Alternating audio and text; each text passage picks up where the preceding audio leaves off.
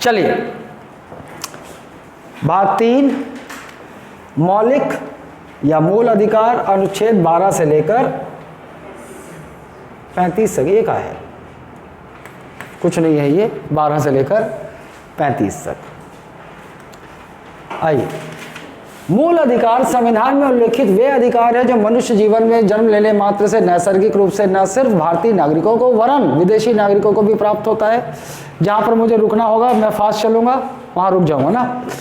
मूल अधिकार व्यक्ति के भौतिक, सामाजिक, आर्थिक, राजनीतिक व नैतिक, आध्यात्मिक, धार्मिक विकास हेतु आवश्यक है। यहाँ से प्रश्न नहीं बनेगा समझने के लिए। वे राज्य के खिलाफ व्यक्ति की आज़ादी को सुनिश्चित करते हैं। राज्य के खिलाफ बोल रहा है, राज्य के खिलाफ व्यक्ति की आज़ादी को सुनिश्चित करते हैं। मतलब यहाँ पर ये संविधान जो भाग 3 के माध्यम से मूल अधिकार आपको देता है, वास्तव में ये राज्य के खिलाफ है। राज्य भी आपका मौलिक अधिकार नहीं रोक सकते। मतलब राज्य यदि किसी भी प्रकार से आपके अधिकारों को छीनना चाहता है तो मौलिक अधिकार उसको आपके साथ संलग्न करते हैं। तो राज्य के खिलाफ हुआ ये, राज्य के खिलाफ आपके अधिकार को सुनिश्चित करते हैं। मूल अधिकार संयुक्त राज्य अमेरिका से उद्धृत है, बिल ऑफ राइट्स। एकदम सिंपल कि मूल अधिकार जो है भारतीय संविधान में जो भाग 3 मूल अधिकार कहाँ से लिया गया है? संयुक्त राज्य अमेरिका से। देखिए, भारत का भाग 3 जो है भारत का मैग्ना कार्टा कहा जाता है। ठीक है, मैग्ना कार्टा भारत का बोल लो। ठीक, इधर देखो 1789 क्यों कहा जाता है? सर्वप्रथम फ्रांस ने अपने संविधान के तहत मूल अधिकारों को शामिल किया गया। एकदम फैक्ट, एक फैक्ट है कि सबसे पहले किस देश ने अपने संविधान में मूल अधिकारों को जगह दी थी? वो है फ्रांस। ठीक, मैग्ना कार्टा देखिए 1215 में इंग्लैंड के king George, this is not George, this is George द्वारा अधिकारों का एक घोषणा पत्र है जिसे सामंतों के दबाव में जारी किया जाता है। यहाँ कुछ नहीं है, बस एक आप मैग्ना कार्टा क्यों कहा जाता है तो इंग्लैंड के किंग जॉर्ज ने एक अधिकारी की घोषणा की थी, है ना, इसीलिए इसे मैग्ना कार्टा, क्योंकि ये बिल्कुल उसी तरह है। यह नागरिकों के अधिकार के संबंध में पहला लिखित पत्र था। ये आपसे कभी प्रश्न पूछ दे कि नागरिकों के अधिकार के संबंध में पहला लिखित पत्र किसे कहा गया, तो वही मैग्ना कार्टा जो 1215 में किंग जॉर्ज ने जारी किया था। मूल संविधान देखिए, मूल संविधान में कितने मूल अधिकार थे? पिछली क्लास में बता चुका हूं 7, वर्तमान में कितने हैं? 6। इधर देखिए 44वां संविधान संशोधन अधिनियम 1978 गायब हो गया यहां से 78 संपत्ति के अधिकार। अब देखिए, संपत्ति का अधिकार एक मूल अधिकार था मूल संविधान में। संपत्ति का अधिकार कहाँ था? देखिए भाग 3 में कहाँ था? 19(1)(च) में और अनुच्छेद 31। तो संपत्ति का अधिकार जो वास्तव में पहले देखो वो 6 दिया हुआ है, ये देख लो, पहले 6 मूल अधिकार देख लो। समानता का अधिकार, स्वतंत्रता का अधिकार, शोषण के विरुद्ध अधिकार, धर्म की स्वतंत्रता का अधिकार, संस्कृति और शिक्षा संबंधी अधिकार, संवैधानिक उपचारों का अधिकार। ये वर्तमान के मूल 6 मूल अधिकार हैं जो भाग 3 के माध्यम से संविधान आपको देता है। लेकिन इससे पहले संपत्ति का अधिकार भी था। कब तक था? 1976 तक था। मतलब 7 मूल अधिकार देखे थे आपने। तो संपत्ति का अधिकार की दशा ये है, पहले ये 19(1)(च) में था और अनुच्छेद 31 में था। तो क्या हुआ? इस संविधान संशोधन अधिनियम 1978 में जो हुआ उसके द्वारा इस संपत्ति के अधिकार को भाग 3 से हटाकर कहाँ शामिल कर लिया गया? भाग 12 में। कौन से अनुच्छेद के अंतर्गत? अनुच्छेद 300 का, इंग्लिश में 300A, यहाँ शामिल कर दिएगा। अब इस प्रकार अब 1976 से पहले संपत्ति का अधिकार मौलिक अधिकार था, लेकिन वर्तमान में क्या है? एक विधिक अधिकार है। लेकिन जैसा कि कल पिछली क्लास में मैंने आपको बताया था, सबसे पहले ये संवैधानिक अधिकार है, क्योंकि संविधान जो भी अधिकार आपको देता है वो सारे कैसे हैं? संवैधानिक अधिकार हैं। ठीक, अगर उसके बाद की चर्चा आएगी तो ये कौन सा अधिकार है? विधिक अधिकार है। मौलिक अधिकार तो रहा नहीं, विधिक अधिकार है, क्योंकि आप एक सामान्य विधिक प्रक्रिया द्वारा, यदि आपके संपत्ति के अधिकार को कोई छीनता है तो एक सामान्य विधिक प्रक्रिया द्वारा आप उसे न्यायालय द्वारा प्रवर्तित करवा सकते हैं, मतलब अपने ऊपर लागू करवा सकते हैं, वापस प्राप्त कर सकते हैं, है ना। चलिए इधर आइए, ये याद होना चाहिए आपको पूरा एकदम क्रम में याद होना चाहिए कि जो 6 प्रकार के मूल अधिकार है उनका क्रम क्या है। तो समानता का अधिकार, फिर स्वतंत्रता का अधिकार, फिर शोषण के विरुद्ध अधिकार, फिर धर्म की स्वतंत्रता का अधिकार, फिर संस्कृति और शिक्षा संबंधी अधिकार और संवैधानिक उपचारों का अधिकार। ये भी याद होना चाहिए आपको। अनुच्छेद 14 से लेकर 18 तक, ये 19 से लेकर 22 तक। ये 2 अधिकार यहाँ शामिल है, 23 से 24, यहाँ पर 25 से 28, ये 29 और 30 और ये 32, अनुच्छेद 32। ये अनुच्छेद आपको याद होने चाहिए। मतलब संविधान में 14 से लेकर 18 तक समानता के अधिकार से संबंधित प्रावधान है, 19 से 22 तक स्वतंत्रता का अधिकार। ऐसे आपको ये क्रम याद होना चाहिए। चलिए अब देखिए, आते हैं मूल अधिकारों की विशेषताएं। यहाँ कुछ समझने लायक चीज़ें हैं। मूल अधिकार न्यायोचित है, एक विशेषता हो गई। मूल अधिकार कैसे हैं? न्यायोचित है। मतलब आज यदि आपका मूल अधिकार कोई छीनता है, अच्छा इंग्लिश में fundamental rights are justiciable, fundamental rights are justiciable, justiciable. इसका मतलब ये है कि अगर कोई आपका मूल अधिकार फंडामेंटल राइट छीने तो आप उसे लागू करवाने के लिए न्यायालय जाने का आपको अधिकार है, आप न्यायालय जा सकते हैं। ठीक, इसलिए उसका शब्द, उसका मतलब यही हुआ, न्यायोचित मतलब आप न्यायालय जा सकते हैं। मूल अधिकार जो सिर्फ भारतीय नागरिकों को प्राप्त है, देख लीजिए, ये भी आपको याद होना चाहिए। अच्छा प्रश्न बनता है किसी भी कॉम्पिटिटिव एग्जाम में। 15, 16, 19, 29, 30। अब ये अनुच्छेद 15 क्या है, 16 क्या है, 19 क्या है, 29 और 30 हम डिटेल में आगे पढ़ेंगे तो आप समझ जाएंगे। लेकिन याद रखने के लिए आपको याद होना चाहिए कि भाई आप जानते हो कि 14 से लेकर 32 तक आपके मूल अधिकार हैं, है ना। 6 प्रकार के जो मूल अधिकार हैं उसी के अंतर्गत बहुत सारे आपको अधिकार प्राप्त हैं। उनमें से कौन कौन से केवल भारतीय नागरिकों को प्राप्त हैं? 15, 16, 19, 29, 30। एक राइम में याद हो जाएगा ये, 15, 16, 19, 29, 30।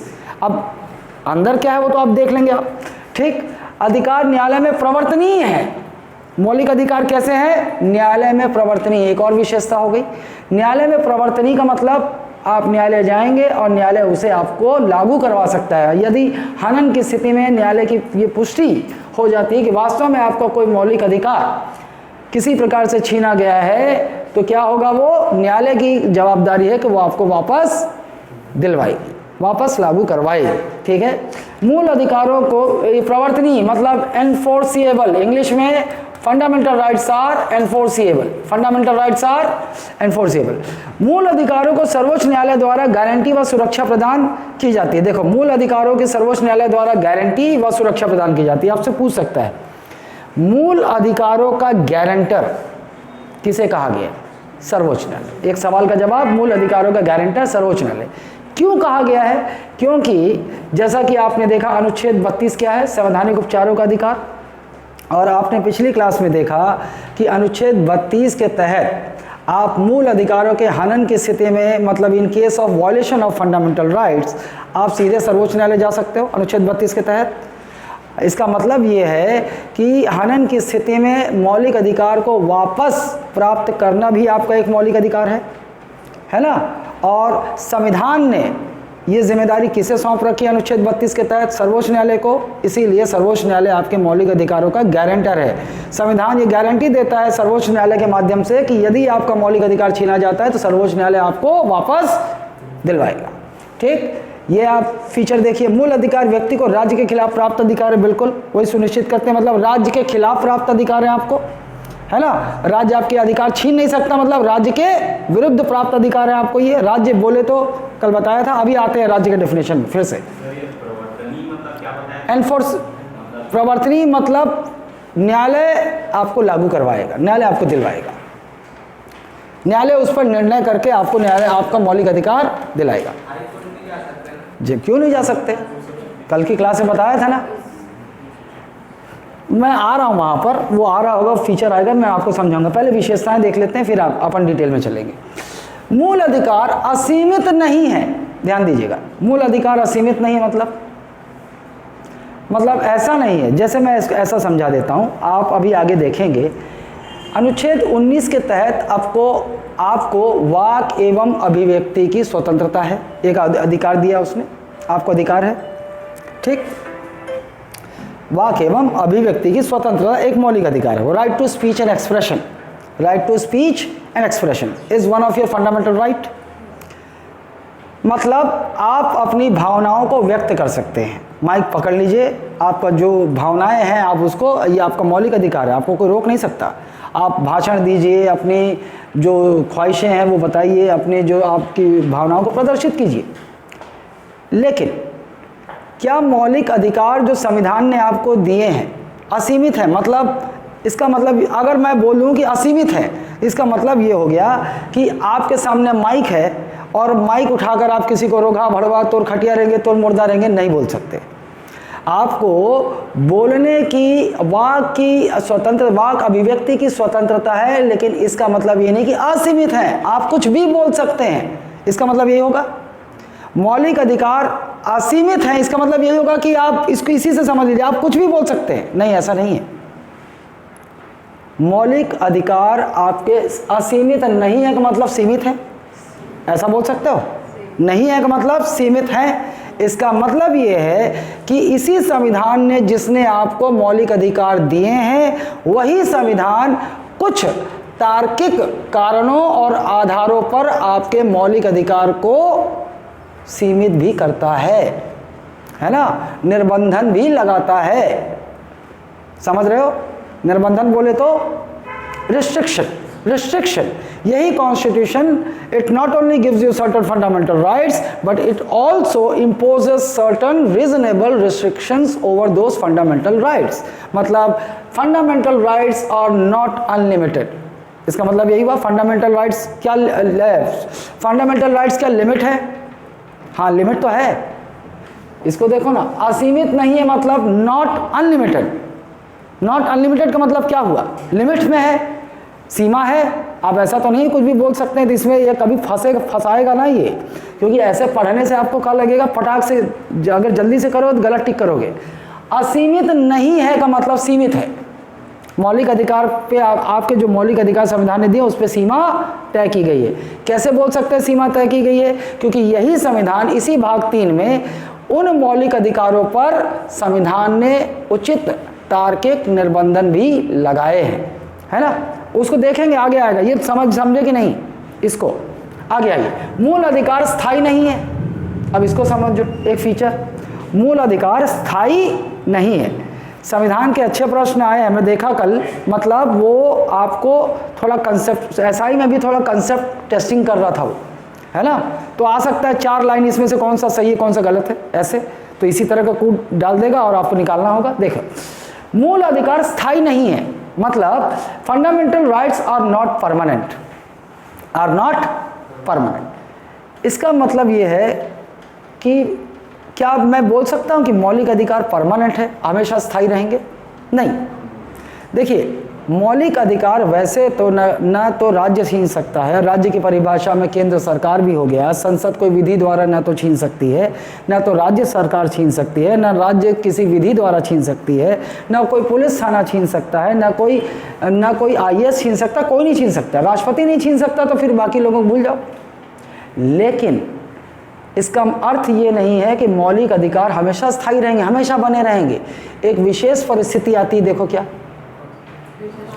एक विशेष परिस्थिति अनुच्छेद 368 के तहत संशोधन कर घटाया बढ़ाया जा सकता है। मतलब मूल संविधान में जो भी आज आपको मौलिक अधिकार दिए गए, आपने संपत्ति का अधिकार का उदाहरण देख लिया, एक संविधान संशोधन हुआ, संपत्ति के अधिकार को मूल अधिकार की श्रेणी से हटाकर भाग 12 में शामिल कर दिया गया, तो क्या स्थायी रहा?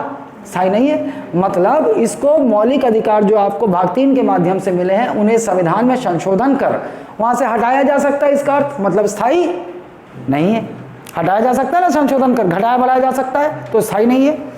राष्ट्रीय आपातकाल के दौरान अनुच्छेद 20 और 21 को छोड़कर सभी मूल अधिकारों को निलंबित किया जा सकता है। एक फैक्ट है, बिल्कुल रट के याद रखना होगा, सब समझ जाएंगे हम, लेकिन रट के याद रखना होगा। आपसे सवाल पूछेगा, राष्ट्रीय आपातकाल के दौरान कौन कौन से मूल अधिकार जो है उसे निलंबित नहीं किया जा सकता, वह है अनुच्छेद 20 और 21। जब आएंगे तो हम आप देखेंगे क्या है 20 और 21 में, ठीक। क्योंकि यहाँ भी बोलूँगा, फिर 20-21 में भी बोलना होगा, तो वो समय खाएगा। हम सब समझ जाएंगे, 15, 16, 19, 29, 30, 20-21 सब समझ जाएंगे क्या है। आइए, युद्ध व विदेशी आक्रमण के आधार पर लगाए गए राष्ट्रीय आपातकाल के दौरान अनुच्छेद 19 स्थगित निलंबित कर दिया जाता है। एक फैक्ट है, बिल्कुल इसको समझेंगे, आपातकाल में इसको बहुत अच्छी तरह से समझेंगे, लेकिन आप एज अ फैक्ट याद रखिएगा। देखिए, युद्ध व विदेशी आक्रमण के दौरान राष्ट्रीय आपातकाल, यहाँ थोड़ा मेरे को समझाना होगा। देखो, आपातकाल जब आएगा डिटेल में पढ़ोगे, लेकिन फिलहाल के लिए देखिए आप, आपातकाल कितने प्रकार के संविधान बताता है? तीन। एक होता है राष्ट्रीय आपातकाल, राष्ट्रीय इमरजेंसी है ना। एक होता है राष्ट्रीय आपातकाल मतलब नेशनल इमरजेंसी, आर्टिकल 352। एक होता है आपका स्टेट इमरजेंसी, बोलना गलत होगा तकनीकी रूप से, असल में इसे कहा जाता है संवैधानिक आपातकाल नहीं, संवैधानिक बाद में, इसे कहा जाएगा राष्ट्रपति शासन। इसे क्या कहा जाएगा? राष्ट्रपति शासन। इसे इंग्लिश में कहते हैं प्रेसिडेंट्स रूल। ठीक है, चूंकि संवैधानिक मशीनरी के विफल होने पर यह आपातकाल लगता है, इसलिए इसे संवैधानिक आपातकाल भी कहा जाता है। मैं डिटेल में अभी यहाँ नहीं जा सकता, इमरजेंसी में आएगा ये। ठीक है, इसे और क्या कहा जाता है? संवैधानिक आपातकाल। और क्यों कहा जाता है संवैधानिक आपातकाल? क्योंकि राज्य में यदि संवैधानिक तंत्र विफल हो रहा है तो उस आधार पर यहाँ राज्य में राष्ट्रपति शासन लगाया जा सकता है। इसे संवैधानिक आपातकाल भी कहा जाता है। लोग काम चलाने के लिए क्या बोल देते हैं? राज्य आपातकाल। इसे क्या बोलेंगे? Constitutional emergency. This is called constitutional emergency. ठीक, अच्छा। और एक होता है, यह कौन से अनुच्छेद में? अनुच्छेद 356। और एक होता है वित्तीय आपातकाल। एक होता है वित्तीय आपातकाल जिसे हम फाइनेंशियल इमरजेंसी कहते हैं। आर्टिकल 360। ये 3 प्रकार के आपातकाल होते हैं, है ना। अब इसी में ये जो राष्ट्रीय आपातकाल है, इसके संविधान ने 3 आधार बताए हैं। 3 आधारों पर देश में राष्ट्रीय आपातकाल लगाया जा सकता है। क्या क्या है? युद्ध। क्या है? युद्ध मतलब वॉर, बाह्य आक्रमण एक्सटर्नल एग्रेशन, बाह्य आक्रमण मतलब एक्सटर्नल एग्रेशन, और एक आर्म्ड बाढ़ आता है। अरे पगली, बाढ़ आता है तो इमरजेंसी है। अभी वर्तमान में क्या है? आंतरिक अशांति, सशस्त्र विद्रोह, आर्म्ड रिबेलियन, सशस्त्र विद्रोह, इसे हम कहते हैं आर्म्ड रिबेलियन। देखिए, अब मैं इसके तकनीकी उसमें नहीं जाऊंगा कि कब ये क्या था, कब बदला गया, वो आप आपातकाल में देखोगे। जहां मुझे समझाना मैं वहां आ रहा हूं। तो जब युद्ध और बाह्य आक्रमण के आधार पर लगता है तो इसे हम क्या कहते हैं? इसे हम कहते हैं एक्सटर्नल इमरजेंसी, बाह्य आपातकाल। राष्ट्रीय आपातकाल को भी आप 2 वर्गों में बांट सकते हैं, एक बाह्य आपातकाल और एक आंतरिक आपातकाल। External emergency, internal emergency. External emergency, अगर देश में राष्ट्रीय आपातकाल युद्ध व बाह्य आक्रमण के आधार पर लगाया गया है तो वह बाह्य आपातकाल की स्थिति होगी। और यदि सशस्त्र विद्रोह, देश के अंदर सशस्त्र विद्रोह हो गया है, उस आधार पर जो आपातकाल लगता है उसे हम आंतरिक आपातकाल यानी कि इंटरनल इमरजेंसी कहते हैं।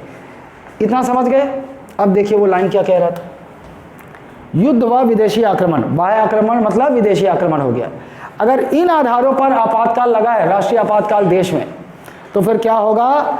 बोल रहा है कि अनुच्छेद 19 स्थगित निलंबित कर दिया जाता है। अनुच्छेद 19 जो है स्थगित या निलंबित कर दिया जाता है। इसका मतलब ये है कि जब सशस्त्र विद्रोह के आधार पर आपातकाल लगेगा तो निलंबित नहीं होगा। उसका मतलब यही हुआ, है ना। चलो आओ, और अनुच्छेद 33-34 ये बात का विषय है, ये बात का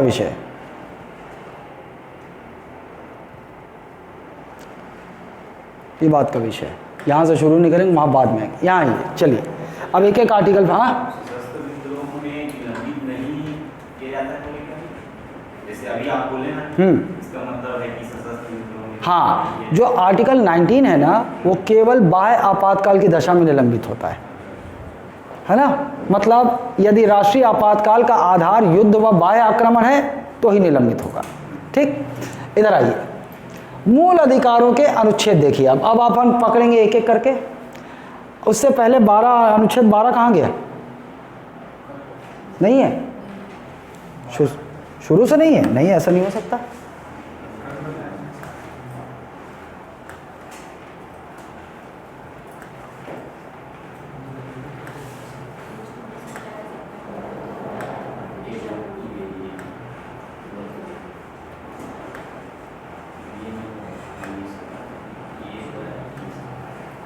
चलिए मैं पहले बता देता हूं आपको। अनुच्छेद 12 रिवाइंड कर देता हूं, भागता हूं फिर। अनुच्छेद 12 में क्या है? राज्य की परिभाषा। राज्य की परिभाषा मतलब भाग 3 में जहां जहां राज्य कह रहा है, उस राज्य के अंतर्गत क्या क्या शामिल है। यहां से क्वेश्चन बन सकता है। बिल्कुल, क्या है? केंद्र सरकार राज्य की परिभाषा में शामिल है। केंद्र सरकार की ओर से विधि बनाता है संसद बनाती है, तो संसद भी शामिल है। राज्य सरकार, ये कल की क्लास में हो चुका है, बस लिख दे रहा हूं ना। और राज्य का विधानमंडल, ये भी शामिल है। फिर क्या शामिल है? है ना, पंचायत, नगरपालिका, जिला बोर्ड इत्यादि। नगरपालिका, जिला बोर्ड इत्यादि ये शामिल हैं इसमें, क्योंकि ये सरकार का अंग है ना। जिला बोर्ड इत्यादि। और सरकारी उपक्रम जैसे LIC, ONGC, सेल, है ना, ये सब सरकार के उपक्रम है। सरकार की कंपनियां एक तरह कॉरपोरेशंस है। ये सब राज्य की परिभाषा में शामिल हैं। आप सीधा प्रश्न आएगा कि अनुच्छेद, राज्य की परिभाषा का अनुच्छेद 12 में, और राज्य की परिभाषा के अंतर्गत इसमें से क्या शामिल है, क्या नहीं। मतलब जब भी ये क्वेश्चन आता है ना, तो देखना क्या डालेगा। ये राष्ट्रपति डाल सकता है, आपका उच्च न्यायालय डालता है, सुप्रीम कोर्ट डालता है, देखना न्यायपालिका डालता है। वो है क्या यहाँ? वो नहीं है। ठीक, वो यहाँ नहीं है। लेकिन इसके साथ ही साथ ये तो संविधान में ये राज्य की परिभाषा के अंतर्गत है। लेकिन सर्वोच्च न्यायालय के अनुसार प्राइवेट, निजी संस्थाएं, निजी संस्था व व्यक्ति भी राज्य की परिभाषा के अंतर्गत शामिल हैं। इसका मतलब क्या हुआ? राज्य के विरुद्ध प्राप्त आपका अधिकार है ना। मतलब राज्य आपका अधिकार नहीं छीन सकता, मौलिक अधिकार नहीं छीन सकता। मतलब ना तो केंद्र सरकार छीन सकती है, ना तो राज्य सरकार छीन सकती है, ना केंद्र सरकार की संसद द्वारा विधि बनाकर छीन सकती है, ना राज्य सरकार, राज्य विधानमंडल द्वारा कोई विधि बनाकर आपका अधिकार छीन सकती है, ना पंचायत, नगर पालिका, जिला बोर्ड छीन सकते हैं, ना कोई सरकारी उपक्रम LIC, सेल, ONGC ये भी आपका मौलिक अधिकार छीन सकते हैं। पहले ये संकुचित था थोड़ा सा। इसका मतलब ये है कि संविधान में अनुच्छेद 12 में इन्हीं को बता रहा है राज्य की परिभाषा में। मतलब कोई व्यक्ति क्या आपका मौलिक अधिकार छीन सकता है क्या? ये सवाल उठा।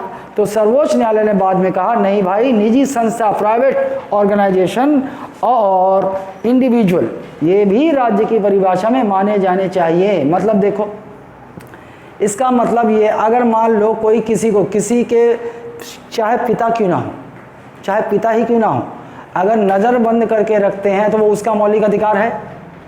नज़र बंद करके रखते हैं तो वो उसका मौलिक अधिकार है ना। उसको भी स्वतंत्रता का अधिकार है, उसका बेटी हो या बेटा हो। तो जानते हो वो सर्वोच्च न्यायालय पहुंच सकता है अनुच्छेद 32 के तहत कि बोले भैया देखो, मेरे पापा जो है मुझे ज़बरदस्ती कैद करके रखते हैं, और सर्वोच्च न्यायालय जांच करेगा, पुष्टि में पाएगा कि वास्तव में भाई मौलिक अधिकार, वो भी नागरिक है ना, उनका बेटा हो बेटी वो भी नागरिक है, उसका भी मौलिक अधिकार है। तो फिर सर्वोच्च न्यायालय बोलेगा भैया तुम उसके मौलिक अधिकार का हनन कर रहे हो, भले बाप क्यों ना हो, हनन कर रहे हो। सर्वोच्च न्यायालय बोलेगा कि भैया स्वतंत्र करो वरना कार्रवाई करेंगे, क्योंकि मौलिक अधिकार छीन रहे हो आप। ठीक है। और मान लो अगर ऐसा मान लो स्वतंत्रता होती, इसमें व्यक्ति और निजी संस्थाएं नहीं होती, मतलब प्राइवेट संस्था में कोई काम कर रहा है तो वो आपका शोषण करने लगता, आपका मौलिक अधिकार नहीं है। है ना। कोई व्यक्ति किसी को भी जगह जगह किडनैप करने लगता है, बोलता है ये तो मौलिक अधिकार नहीं है तेरा, मेरे विरुद्ध ये संरक्षण आपको प्राप्त नहीं है, मैं किडनैप कर लेता हूँ, है ना। तो इस तरीके से सर्वोच्च न्यायालय ने निजी संस्थाओं और व्यक्तियों को भी इस राज्य की परिभाषा में माना है, संविधान में नहीं है, सर्वोच्च न्यायालय ने माना है। अगर संविधान के अनुसार बोलेगा तो राज्य की परिभाषा में केवल ये जो सामने आपको दिख रहा है यही होंगे, ठीक है। चलिए फिर अनुच्छेद 13 एक बार बता दूं। अनुच्छेद 13, अनुच्छेद 13 क्या बोलता है कि संविधान के लागू होने से पूर्व, संविधान के प्रारंभ होने से पूर्व, डेट क्या है 26 जनवरी 1950, 26 जनवरी आपके नोट्स में पीडीएफ में होगा सब, 26 जनवरी 1950। इससे पहले जो भी विधियां थी, इससे पहले संविधान के लागू होने से पहले जो भी विधियां थी, चाहे अंग्रेजों ने बनाई हो चाहे हमने स्वतंत्रता के बाद बनाई हो, टेम्पररी रूप से, क्योंकि संसद तो हमारा 1952 में बना, है ना।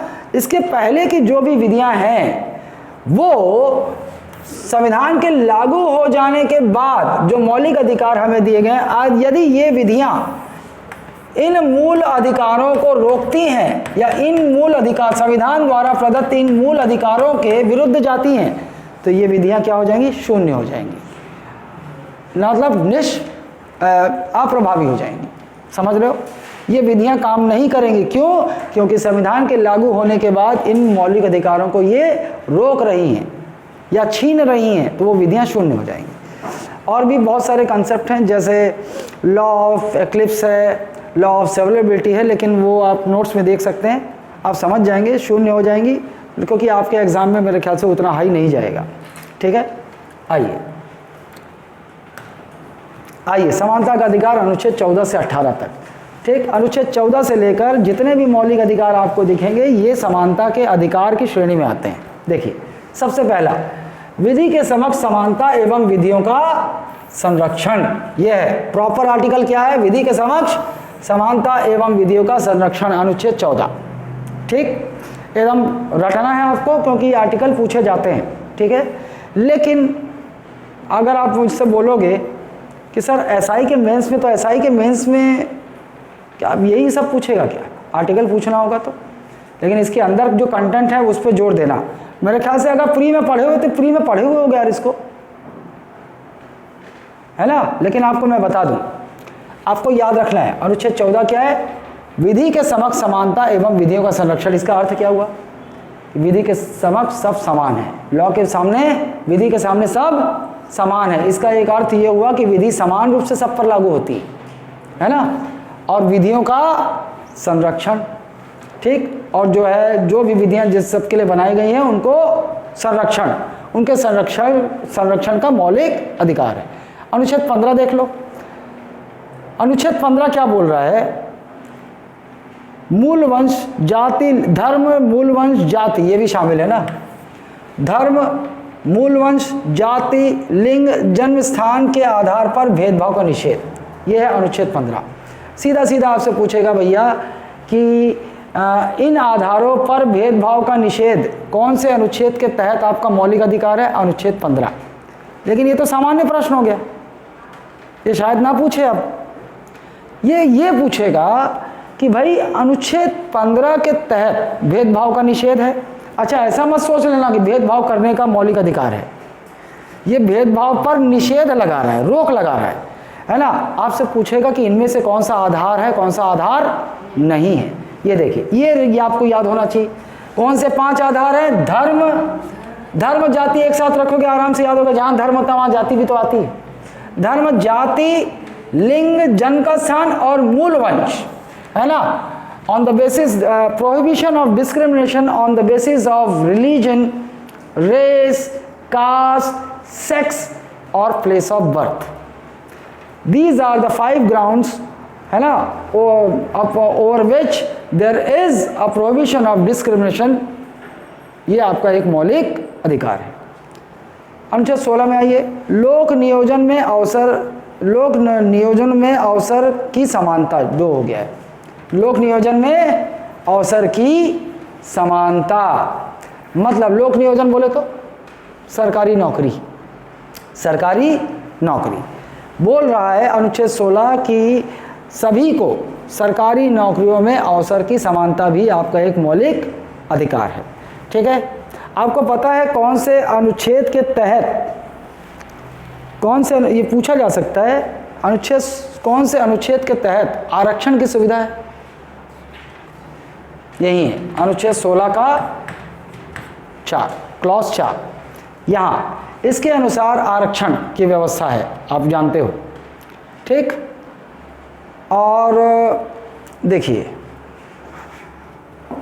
आप बोल रहे हो, आप बोलोगे विरोधाभासी लग रहा है। पहले तो 16 में बोल रहा है कि सरकारी नौकरियों में सबको बराबर का अवसर मिलना चाहिए, फिर अनुच्छेद 16(4) में बोल रहा है वो आरक्षण की व्यवस्था भी कर रहा है, तो दोनों उल्टा लग रहा है, उल्टा लग रहा है। लेकिन ऐसा है नहीं। देखो, ये बोल रहा है अवसर की समानता होनी चाहिए, सबके पास अवसर होने चाहिए। आज़ादी से पहले ये अवसर समान नहीं था। कुछ ही वर्गों के पास जो भी नौकरियां थी, जो भी संसाधन थे, वो कुछ ही और लोगों के पास थी। हम आज़ाद हो गए तो ये व्यवस्था की गई है कि भाई जो वंचित वर्ग रहा है उसे समान अवसर मिले। तो समान अवसर जो है वो इसलिए नहीं कहा जा सकता क्योंकि जो वंचित वर्ग है वो प्लेटफॉर्म एक नहीं है, प्लेटफॉर्म एक नहीं है। कुछ वर्ग जो संपन्न रहे, जो शिक्षित रहे, वो आगे निकल चुके हैं, जो वर्ग वंचित रहे वो पीछे रह चुके हैं। इसलिए ये आरक्षण की व्यवस्था अनुच्छेद 14 को देखते हुए, अनुच्छेद 14 को देखते हुए समानता, मतलब आप जब समता शब्द, समता और समानता में अंतर जानते हो? शब्द सुने होंगे आप कभी, समता और समानता, है ना? समानता मतलब जानते हो, इक्वल, सब समान है, सब समान है। मतलब समान का उदाहरण एक है कि हम सब मनुष्य हैं, हम में से कोई जानवर नहीं है, हम समान हैं ना। लेकिन क्या हम यहाँ जो बैठे हैं तो कुछ पुरुष हैं, कुछ स्त्रियां हैं, कुछ पुरुष हैं, कुछ स्त्रियां हैं। क्या पुरुष और स्त्रियां बराबर हैं? बराबर नहीं है, मतलब देखो एकदम इक्वल हैं क्या? चलो एक बात बोलता हूँ, फिजिकली इक्वल हैं? नहीं है ना। वहीं पर अगर आप ये प्रतियोगिता करा दो कि ये 100 किलो का वजन है, वो एक पुरुष को खड़ा कर दो, एक स्त्री को खड़ा कर दो, सेम वेट, जैसे खेकड़ी जैसे दोनों हैं ना, मतलब दोनों नहीं उठा पाएंगे। चलो उसको प्रैक्टिकल कर देते हैं, 30 किलो का वजन ना, खेकड़ी है दोनों, पुरुष भी है और वहाँ पे पुरुष उठा ले रहा है, महिला नहीं उठा पा रही है ना। तो यहाँ क्या बोलेंगे, यहाँ समानता होनी चाहिए? नहीं भाई, एक जैसे नहीं हो सकते। हम मनुष्य के रूप में तो हम समान हैं, लेकिन उसके अंदर भी तो बहुत सारे, उसी प्रकार से वही जो वंचित वर्ग रहा, जो हजारों वर्षों से शिक्षा से दूर रखा गया, तो भाई उसकी बौद्धिक क्षमता तो कम है, कम हो गई है ना। तो भाई वो कैसे, एक रेस जो है अगर एक से शुरू होगी, एक उससे, तो वो जो फिजिकली ज़्यादा स्ट्रांग है वो जीतेगा। जो हजारों वर्षों से चल रहा है, जो फिजिकली कमज़ोर हुआ, जिसको न्यूट्रिशन नहीं मिला, पौष्टिक आहार नहीं मिला, वो तो जीत नहीं पाएगा। लेकिन जब भारत आज़ाद हो गया तो अवसर की समानता तो हमें देनी है। अवसर की समानता कैसे हो पाएगी भाई? दोनों का बौद्धिक क्षमता एक जैसा तो रहा नहीं, तो कैसे अवसर की समानता की हम बात करेंगे? इसलिए इसी का तर्क देते हुए अनुच्छेद 16(4) के अनुसार आरक्षण की व्यवस्था की गई है, ताकि जो नीचे रह गया है उसे एक बल लगाकर पहले बराबर लाया जाए, और बराबरी पर अगर जीत हार की बात हो तो तब तो औचित्य समझ में आता है ना। चलो, अनुच्छेद 17 अस्पृश्यता का अंत क्या है? देखो, समानता मतलब समान हो गया, समता बोले तो ये हो गई, ये वंचित वर्ग, ये समान आप जान गए, मनुष्य के रूप में हम समान हैं। लेकिन अब समता को कैसे बोलेंगे? जो नीचे दबे हुए हैं एक विशेष बल द्वारा इनको समान लाना, ये हो गया समता, है ना। तो आरक्षण समता का एक उदाहरण है ना। Equity, equality, there is a difference between equality and equity. Equality मतलब समानता, इक्विटी मतलब समता।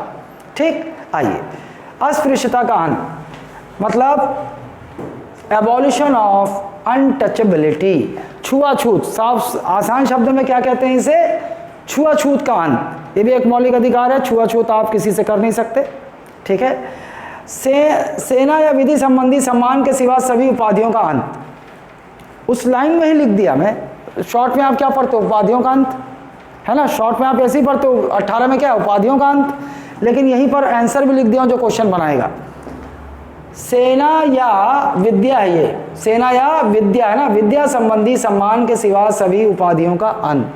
मतलब पहले क्या था, महाराजा, सर, महाराजा धीराज जैसे उपाधियां होती थी सबके पास।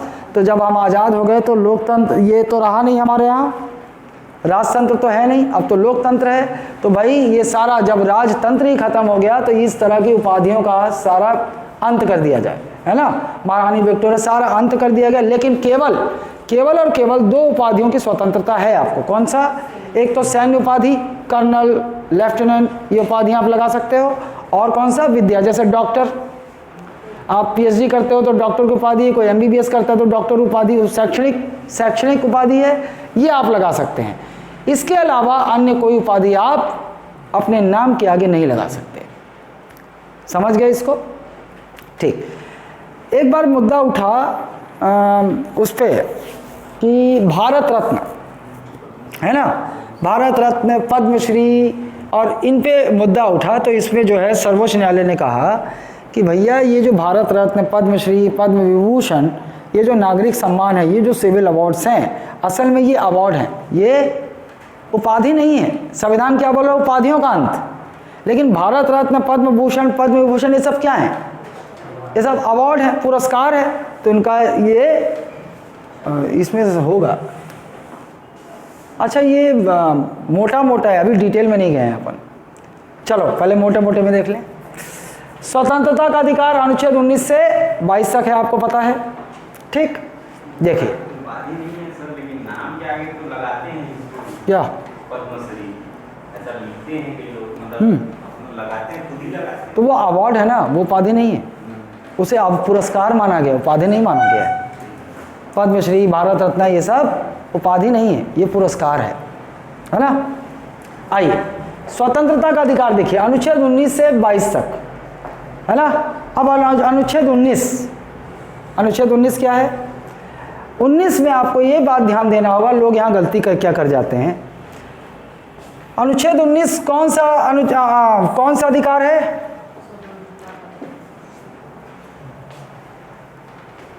स्वतंत्रता का अधिकार। अब देखिए इसके अंतर्गत क्या है, कितने प्रकार के स्वतंत्रता के अधिकार हैं आपके पास?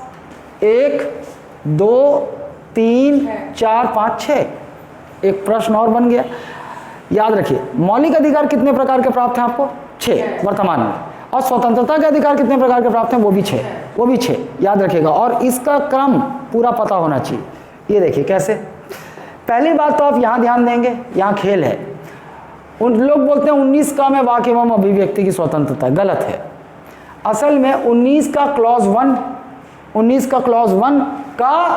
का 19 का ये क्या होता है? क्लॉज होता है।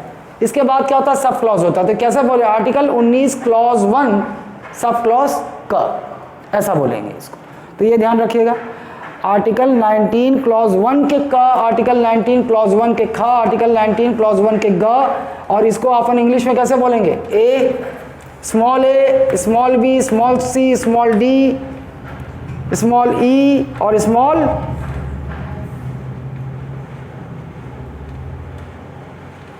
क, ख, ग, घ, अंग, है ना। च गायब हो गया, छ हो गया, मतलब ई, एफ गायब हो गया। ये कौन सा हो जाएगा? ई, एफ नहीं, एच नहीं होगा यार। ये च गायब हुआ,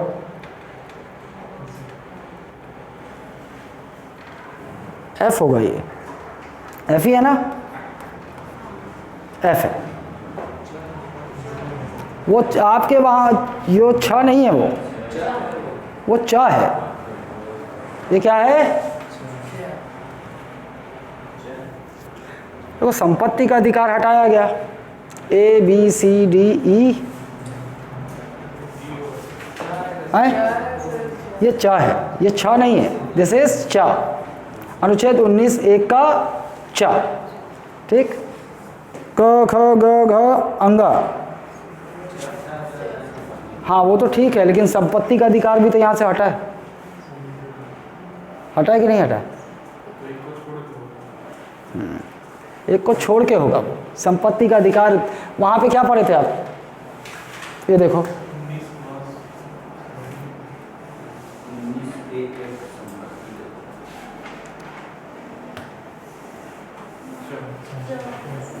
चा था, वो छा ही है, वो छा ही है। मैं वो हिंदी और इंग्लिश में कंफ्यूज हो रहा था, वो छा ही है। देखो, ये देखो, A B C D E, है ना, 1 2 3 4 5 6, एक बीच में गायब हो गया, च था वो, क ख ग घ अंग 5 आया, च गायब हो गया, संपत्ति का अधिकार यहाँ से हटा दिया गया है, तो ये कौन सा हुआ? छ। ये छ हुआ, ये छ हुआ, ये मतलब जी है। ठीक है, ई के बाद एफ आता है, एफ गायब हो गया, च मतलब एफ, वो गायब हो गया, ये कौन सा है? जी। चलिए अब देखिए इसको कैसे याद रखेंगे। 19(1) का क ख ग घ अंगा ऐसे याद रखिएगा, फिर एक च गायब हो गया, संपत्ति का अधिकार हटा दिया गया, 44वां संविधान, उसके बाद एक छ आएगा डायरेक्ट। चलिए देखिए, मुझसे इमेजिन कीजिए मैं बोल रहा हूँ, मतलब मुझे वाक्य एवं अभिव्यक्ति की स्वतंत्रता का इस्तेमाल कर रहा हूँ, मैं भाषण दे रहा हूँ। ठीक, अब मैं भाषण क्या अकेले में दूंगा? कहाँ दूंगा भाषण? किसी सम्मेलन में दूंगा ना। तो दूसरा क्या हुआ, मैं भाषण दे रहा हूँ, कहाँ दे रहा हूँ? सम्मेलन में, दूसरा हो गया। फिर सम्मेलन में उद्देश्य क्या है, मतलब मैं क्यों भाषण दे रहा हूँ? संघ एवं सहकारी समिति बनाने के लिए। क्यों मैं बोल रहा हूँ? संघ, और मैं भाषण दे रहा हूँ, कहाँ दे रहा हूँ? सम्मेलन में, और भाषण में क्या बोल रहा हूँ? चलो संघ बनाओ, सहकारी समिति बनाओ, ये तीसरा हो गया। अच्छा, संघ एवं सहकारी समिति बना के अपन क्या है? संचरण करने जाएंगे, घूमने जाएंगे, रैली करने जाते हैं ना, संघ एवं समिति बनाकर अपन घूमने निकल गए। घूम निकल के उसके बाद वापस कहाँ आएंगे? अपने निवास आएंगे, है ना, और निवास में आके अगले दिन से अपने रोजी रोटी में लग जाएंगे, है ना। तो ये क्रम कुछ इस तरह से याद रहेगा, है ना। सबसे पहले मुझे इमेजिन कर लेना, मैं बोल रहा हूँ, वाक्य एवं अभिव्यक्ति की स्वतंत्रता। कहाँ बोल रहा हूँ? सम्मेलन में बोल रहा हूँ, दूसरा सम्मेलन हो गया। क्यों बोल रहा हूँ? संघ एवं सहकारी समिति बनाने के लिए बोल रहा हूँ। संघ एवं सहकारी समिति बना के कहाँ जाएंगे? संचरण करने जाएंगे, घूमने जाएंगे। घूम के थक जाएंगे तो वापस अपने निवास में आ जाएंगे, और निवास में आने के बाद अगले दिन से अपने रोजी रोटी काम व्यवसाय में भिड़ जाएंगे। तो इस प्रकार से आप इन ये छः आपको याद रखने हैं, क्योंकि ये कहीं भी पूछ सकता है, आप ऐसे रट नहीं पाओगे। आप क्रम रखोगे तो क्रम से भी प्रश्न बन सकते हैं, और आप जान जाओगे कि भैया 6 प्रकार की स्वतंत्रता का अधिकार कौन सा है आपका।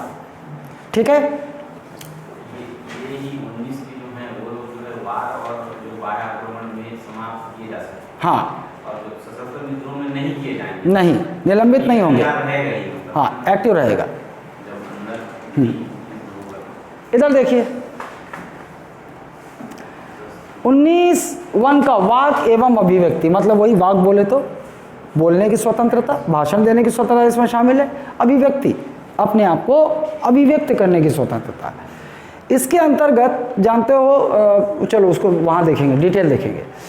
ये सारे हो गए, ये याद रहेगा आपको। बस ये याद रखना, 19(1) का क ख ग घ अंगा तक ठीक है। च गायब हो गया, संपत्ति का अधिकार अब है नहीं, तो च नहीं होगा, फिर सीधे उसके बाद छ आएगा।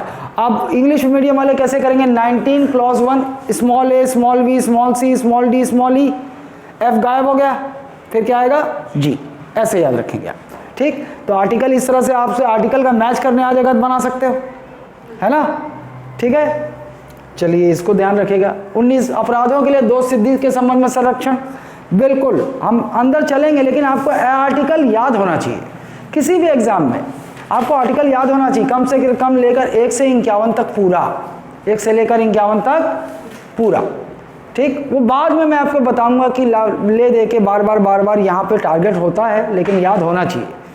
ठीक, अनुच्छेद 21 देखो, बहुत इंपॉर्टेंट है ये, प्राण एवं दैहिक स्वतंत्रता, और इसको कॉमा करके निजता भी लिख दिया हूँ, वो मैं समझाता हूँ क्यों। हालांकि निजता यहाँ नहीं होना चाहिए, नहीं होगा, वहाँ डिटेल बताऊंगा मैं आपको। ठीक, यहाँ पे क्या होगा? प्राण एवं दैहिक स्वतंत्रता, right to live with personal liberty. ठीक है, ये हो गया अनुच्छेद 21, याद होना चाहिए। अनुच्छेद 21 का क्या है? प्रारंभिक शिक्षा का अधिकार, राइट टू प्राइमरी एजुकेशन। वो डिटेल हम देखेंगे, बस इसको शॉर्ट में आपको आर्टिकल याद होना चाहिए, right to primary education. Article 22 का कुछ दशाओं में गिरफ्तारी एवं विरोध से संरक्षण, है ना, protection, arrest protection against arrest and detention in certain cases. ठीक है, ये देख लो, शोषण के विरुद्ध अधिकार 23 से 2423 क्या है, मानव व्यापार एवं बाल श्रम पर प्रतिषेध, बिल्कुल रटना होगा आपको, समझाऊंगा मैं अंदर आर्टिकल वाइज। कारखाना में बालकों के नियोजन पर प्रतिषेध, धर्म की स्वतंत्रता का अधिकार, अनुच्छेद 25 से लेकर 28 तक। 25 देखो, अंतःकरण की और धर्म को आबाद रूप से मानने आचरण एवं प्रचार की स्वतंत्रता। 26 धार्मिक कार्यों प्रबंधन की स्वतंत्रता। डिटेल में चलते हैं अपन सीधे, आर्टिकल तो आपको याद करना है, PDF में रहेगा आपके। ठीक है, मैं उसकी कॉम्प्लेक्सिटी में चलता हूँ। अनुच्छेद 27 किसी धर्म की अभिवृद्धि संप्रेषण के करों के समुदाय के बारे में स्वतंत्रता। अनुच्छेद कुछ शिक्षण संस्थानों में धार्मिक शिक्षा उपासना में उपस्थित होने की स्वतंत्रता, छोड़ो इसको। संस्कृति एवं शिक्षा संबंधी अधिकार, अनुच्छेद 29 से 30, बिल्कुल याद होना चाहिए 29-30 में क्या है और ये कौन से अधिकार के तहत है, सांस्कृतिक एवं शिक्षा के अधिकार के तहत। संवैधानिक उपचारों का अधिकार, अनुच्छेद 32, जैसा कि आपको अभी बताया मैंने। अब देखो,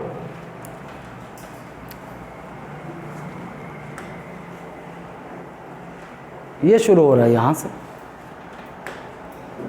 चलो ये देख लो, राज्य की परिभाषा। अब देखिए आप, प्रॉपर तरीके से शुरू हो रहा है। अनुच्छेद 12, राज्य की परिभाषा, मूल अधिकार के विरुद्ध प्राप्त होने वाले अधिकार है। देखो, राज्य की परिभाषा में क्या, केंद्र सरकार, संसद कहाँ गया, नहीं है, केंद्र सरकार और संसद भी यहाँ शामिल होगा, राज्य सरकार और राज्य विधानमंडल भी शामिल होगा। स्थानीय निकाय जैसे कि नगर पालिका, पंचायत, जिला बोर्ड, सुधारान्यास देख चुके हो आप। निजी निकाय, इसको मैं डब्बे में डाल देता हूं, आप राज्य की परिभाषा के तहत मानोगे लेकिन संविधान में नहीं है, ये सर्वोच्च न्यायालय के अनुसार है। फिर आप देख लो, वैधानिक या गैर संवैधानिक प्राधिकरण, ये देख लो आप, ये कौन से हैं, LIC, ONGC, सेल, सरकारी उपक्रम, ये सब हो गया। ये निजी निकाय और व्यक्ति आपने देख चुके हो आप, सर्वोच्च न्यायालय के अनुसार है। ये संविधान के अनुसार राज्य की परिभाषा में शामिल नहीं है। प्राइवेट संस्था, प्राइवेट ऑर्गेनाइजेशन, वे वहां शामिल नहीं है, वो सर्वोच्च न्यायालय के अनुसार है।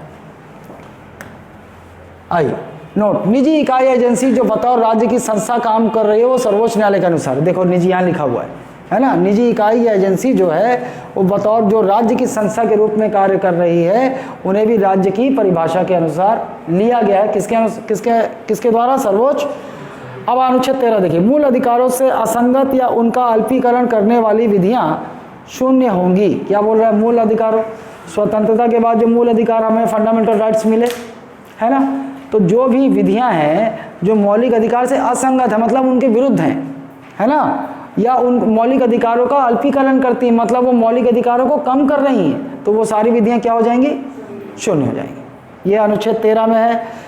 देखो अब अनुच्छेद 13 या अनुच्छेद न्यायिक पालिका को न्यायिक पुनर्विनियोग, हाँ ये यहाँ पे छोड़ो, आगे आएगा मैं बताऊंगा, यहाँ पे सही समय नहीं है। अनुच्छेद 13 और 226 है वो, केवल अनुच्छेद 13 में नहीं होगा, अनुच्छेद 226 भी शामिल है, बाद में बताऊंगा, इसको छोड़ो। ये देखो आप नोट, अनुच्छेद 13 की कोई बात अनुच्छेद 368 के तहत किए गए संविधान संशोधन पर लागू नहीं होंगी। ये जो है 24वें संविधान संशोधन 1971 द्वारा जोड़ा गया है और मुझे SI के मेंस में ये नहीं लगता है, ये बहुत थोड़ा डीप वाला है, ये आप PSC के लिए रहने दो, ठीक है। लेकिन अगर समझना चाहते हो तो मैं समझा देता हूँ। ये क्या बोल रहा है, अनुच्छेद 13 की कोई बात अनुच्छेद 368 के तहत, ये क्या बोल रहा है, शून्य हो जाएंगी, वो विधियाँ शून्य हो जाएंगी। लेकिन मान लो अनुच्छेद 368 के तहत संविधान में ही संशोधन कर दिया गया, संशोधन कर दिया गया कि भैया वो विधि जो है वो लागू होगी, मौलिक अधिकारों पर वो वाला क्लॉज हटा दिया जाए, तो फिर क्या होगा, मान लो अनुच्छेद 13 ये जो बोल रहा है इसी को संशोधित कर दिया जाए, तो फिर इसका अर्थ पलट जाएगा, बदल जाएगा। तो यही वो बोल रहा है कि अनुच्छेद 13 की कोई भी बात अनुच्छेद 368 के तहत किए गए संविधान संशोधन पर लागू नहीं होगी। अगर 368 कुछ इसके विषय वस्तु में संविधान संशोधन कर हटाना चाह रहा है तो फिर ये लागू नहीं होगी। अनुच्छेद 13 क्या बोल रहा है, अनुच्छेद 13 कि भैया मौलिक अधिकार का अगर वो विधियां जो पहले से हैं वो अगर मौलिक अधिकारों का को कमी ला रही हैं, मौलिक अधिकारों को कम कर रही हैं, तो वो विधियां शून्य हो जाएंगी। लेकिन मान लो अनुच्छेद 368 के तहत हम संविधान में इसको संशोधित ही कर दें तो फिर क्या लागू होगा, तो लागू नहीं होगा। ठीक, ये है अनुच्छेद 13 का मतलब। तुम प्रश्न पूछ सकते हो, देखो तुम अभी, अच्छा तुम भी पढ़े हुए हो ना पहले, हाँ, तो पकड़ रहे हो कि नहीं, फास्ट चलूँगा क्योंकि 3 महीने में जीएस खत्म करना है ना। मतलब संविधान संशोधन यदि कर दिया जाए हाँ, तब लागू नहीं होगा। तो 13 के अंतर्गत जो मतलब दिया गया है वो छीन जाएगा। हाँ, जो अधिकार दिया गया है वो खत्म हो जाएगा, फिर वो शून्य नहीं कर पाएगा ना, वो विधियों को शून्य नहीं कर पाएगा अगर मौलिक अधिकारों का वो अल्पीकरण कर रही है। मूल अधिकारों का अल्पीकरण कोई विधि यदि करेगी, हाँ, अभी के अनुसार अभी लागू ही रहेगी, इस टाइप का हो जाएगा। हाँ, अगर ऐसा संशोधन में ऐसा किया, अगर 368 के तहत ऐसा संविधान संशोधन कर दिया गया तो भी वो विधि लागू रहेगी मूल अधिकारों के अल्पीकरण करने के बावजूद। लेकिन फिलहाल के प्रावधान में क्या है, फिलहाल के प्रावधान में क्या बोल रहा है वो, जो भी विधियां मौलिक अधिकारों का अल्पीकरण करती हैं वो विधियां शून्य मान ली जाएंगी। वो विधियां जो मतलब जैसे संविधान लागू आज की भी बात कर रहा है, नहीं आज की भी बात कर रहा है, आज की भी बात कर रहा है। इसके अंदर वो डिटेल नहीं दिया है, लॉ ऑफ सेवरेबिलिटी और वो आप यहाँ नहीं पूछेगा, वो तुमको मैं अलग से बता दूंगा। सिविल, अरे हर चीज़ पकड़ेंगे अपन तो कर नहीं पाएंगे आप, है ना। आओ अनुच्छेद 14। अब अनुच्छेद 14 इसका मूल तो जानते हो आप, क्या है, समानता का अधिकार, है ना। अब अंदर चलते हैं, देखो, विधि के समक्ष समता और विधियों का समान संरक्षण। अब देखो ये बोलता है अनुच्छेद 14 का मूल क्या है, वो तो मोटा मोटा देख लिया आप, विधि के समक्ष समता और विधियों का समान संरक्षण। अब देखिए फैक्ट कहाँ से बनेगा। विधि के समक्ष समता ये कहाँ से लिया गया है, ब्रिटेन से लिया गया है। विधि के समक्ष समता मतलब है equal protection of law, equal protection of law, वो कहाँ से लिया गया है, that has been taken from Britain. विधि के समान संरक्षण 2 हिस्सा है वहाँ पर। विधि का समान संरक्षण कहाँ से लिया गया है, अमेरिका, ये यहाँ से लिया गया है। इनको आप ध्यान दीजिएगा, एकदम फैक्ट है ये, सीधा सीधा बोल देगा विधि के समक्ष समता कहाँ से लिया गया, ब्रिटेन, विधि का समान संरक्षण अमेरिका। अब देखिए थोड़ा दोनों में अंतर, हालांकि बहुत क्रिटिकल है, मैं बस एक फ्लो में चलूँगा, माथा नहीं ठोकना है आप, ये हायर स्टैंडर्ड का है। वो आपके एसआई के लिए वो हो गया कि विधि के समक्ष वो कहाँ से लिया गया है, फिर यहाँ से पीएससी और यूपीएससी में भी बहुत कम देखा गया है। विधि के समक्ष समता देखिए आप, मतलब विधि के सामने सब समान है, सभी समान है, किसी को भी समान विशेषाधिकार, सभी समान है, किसी को भी विशेषाधिकार नहीं है, किसी समान नहीं, गलत टाइप हो गया, किसी को भी विशेषाधिकार नहीं, मतलब सब विधि के सामने सब समान है, किसी को भी विशेष अधिकार नहीं होगा इस कंसेप्ट के तहत। कानून या विधि के समक्ष सभी व्यक्तियों के साथ समान व्यवहार, कानून समान व्यवहार करेगा सबके सामने। इसका अर्थ क्या होता है, आपसे पूछ सकता है कि इनमें से कौन सी विशेषता विधि के समक्ष समता की है, नहीं है। थोड़ा हायर लेवल पे जाएगा ना तो ऐसा प्रश्न बना देगा, तो आप वहाँ पे इसको पकड़ो, विधि के समक्ष समता मतलब विधि के सामने सब समान है, और इसी से आप लगा लो कि विधि समान व्यवहार भी करेगा।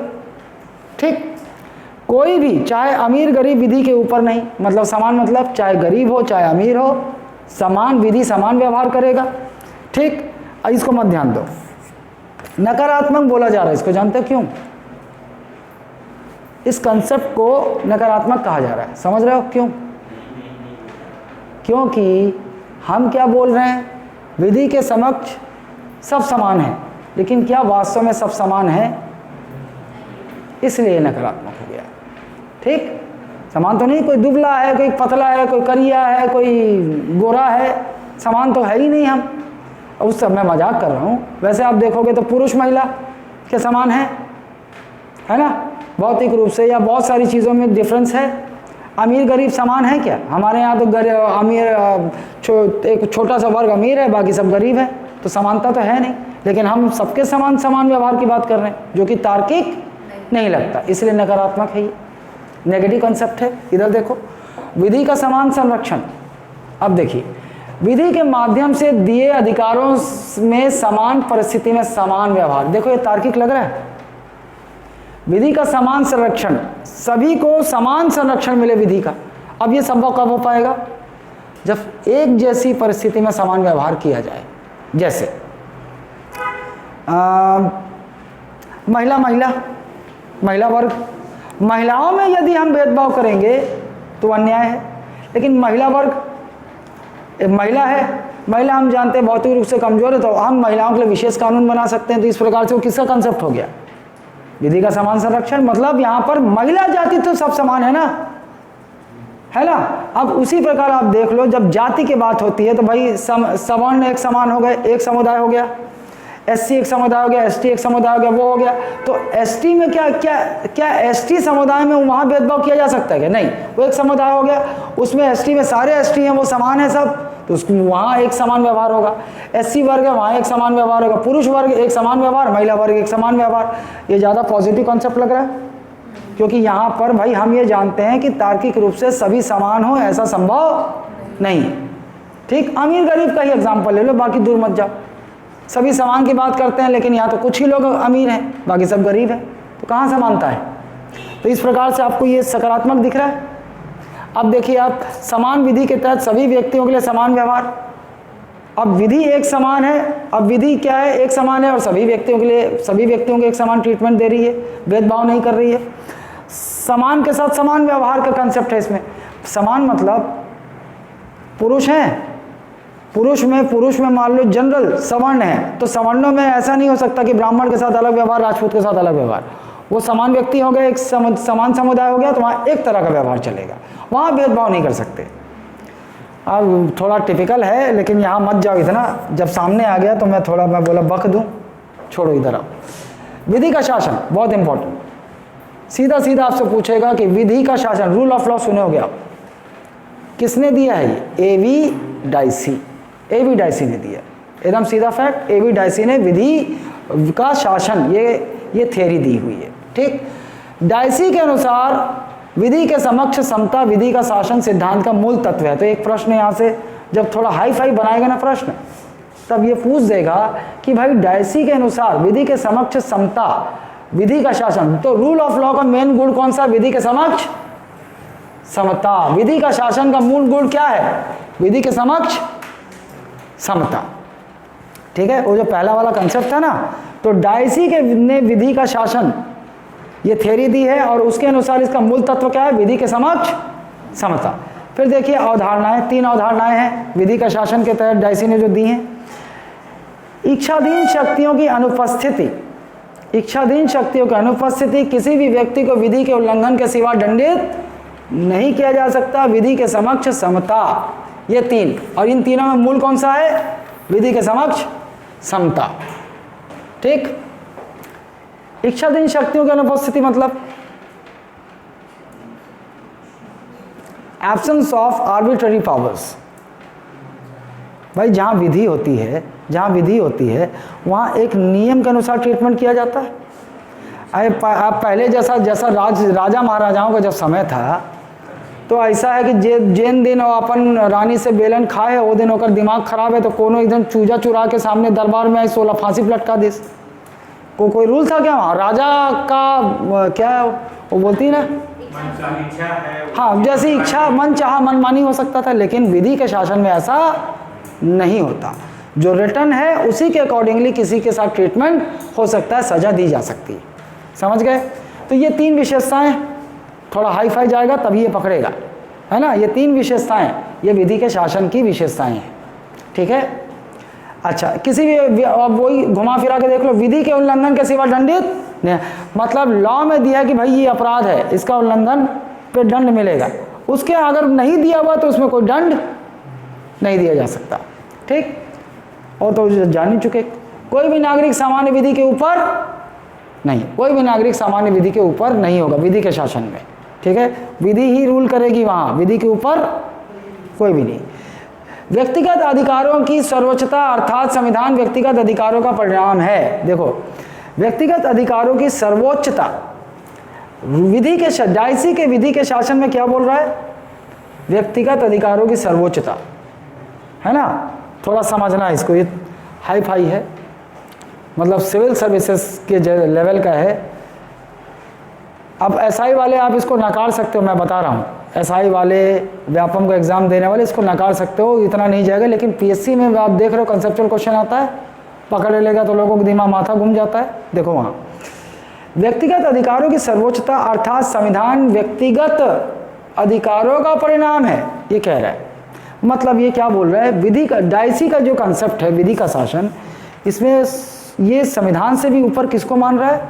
व्यक्तिगत अधिकारों को, जो आपको अधिकार मिलते हैं ना, उनको सुप्रीम मान रहा है, इंडिविजुअल राइट्स को सुप्रीम मान रहा है। और डायसी के अनुसार असल में व्यक्तिगत अधिकारों की वजह से संविधान बना है। भारत में ये लागू नहीं होता, भारत में लागू नहीं होता। भारत में क्या है, भारत में संविधान बना है, संविधान पहले है, और वो संविधान ही हमको व्यक्तिगत अधिकार दे रहा है। हमें जो अधिकार मिले हैं वो संविधान ने दिए हैं, तो संविधान ने दिए हैं ना, संविधान सर्वोपरि है। लेकिन यहाँ किसको सर्वोपरि मान रहा है? व्यक्तिगत अधिकारों को। ये बोल रहा है कि व्यक्तिगत अधिकार सर्वोच्च है और उसी की वजह से संविधान का निर्माण हुआ है। लेकिन ये कंसेप्ट इंडिया में लागू नहीं होता। इंडिया में क्या है, संविधान है तो हमारे अधिकार हैं, समझ रहे हो? आखिरी वाला बस लागू नहीं, उसके हाँ पहले वाला है ना। हाँ, बाकी सब ये लागू नहीं होता भारत में, ठीक, क्योंकि उल्टा है, ये हमारे यहाँ उल्टा है। हाँ, हमारा संविधान ही हमको अधिकार देता है। ऐसा थोड़ी है कि हमारे यहाँ अधिकारों की वजह से संविधान है। भाई संविधान हमको अधिकार देता है, संविधान है तो हमारे अधिकार है, नहीं होता तो नहीं होता। संविधान ने दिए ना हमको मौलिक अधिकार, ठीक। आइए तीसरा, भारतीय संविधान में लागू नहीं होता। संविधान देखो, भारतीय संविधान तीसरा जो है, भारतीय संविधान में लागू नहीं होता। संविधान वास्तव में व्यक्तियों के अधिकार का स्रोत है। हमारे अधिकार का स्रोत क्या है, सोर्स क्या है? संविधान ही है। संविधान से मिलता है ना हमको अधिकार, तो स्रोत क्या है हमारे अधिकारों का? संविधान, ठीक। आइए समता के अपवाद देख लीजिए आप, यहाँ से प्रश्न बन सकता है अच्छे खासे में, ठीक। 301 बिल्कुल आपके एसआई में भी बन सकता है, ध्यान दोगे, एसआई या व्यापम में भी इंपॉर्टेंट है। देखिए समता क्या बोल रहा है कि भाई किसी को भी स्पेशल प्रिविलेज, विशेष अधिकार नहीं होगा। समता का मतलब यही है ना, सब समान होंगे और किसी को भी विशेष अधिकार नहीं होगा।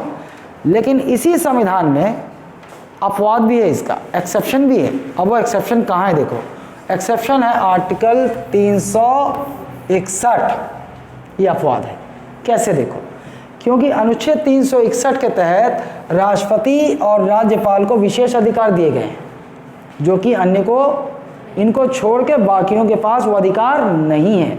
मतलब ये अपवाद हुआ ना, समता में विशेष अधिकार नहीं हो सकता, लेकिन अपवाद स्वरूप अनुच्छेद 361 एक एक्सेप्शन है इसका, समता का। अब देखो क्या है, देखो